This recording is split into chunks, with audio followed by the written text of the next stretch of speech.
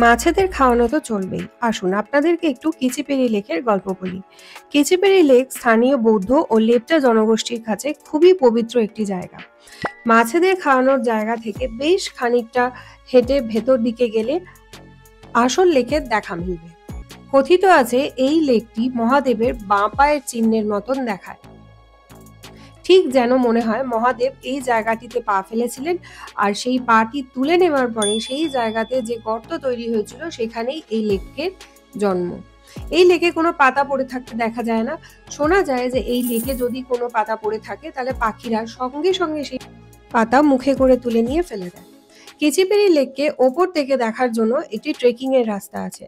আপনারা চাইলেই এই রাস্তায় ট্রেক করে ওপরে গিয়ে কিন্তু কিচিপেরি লেকের একটা অদ্ভুত সুন্দর দৃশ্য দেখতে পারেন। কিচিপেরি লেক থেকে বেরিয়ে আমরা চলে আসি অরেঞ্জ গার্ডেনে।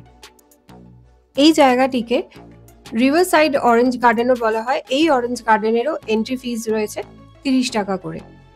এইখানে যখনই আসবেন এইসব জায়গায় স্পেশালি একটু ক্যাশ ক্যারি করবেন, কেননা এখানে ইউপিআই বা অন্য কোনো ট্রানজাকশনের কোনো ব্যবস্থা নেই। ওই জন্য এখানে ক্যাশ ক্যারি করাই সব থেকে ভালো।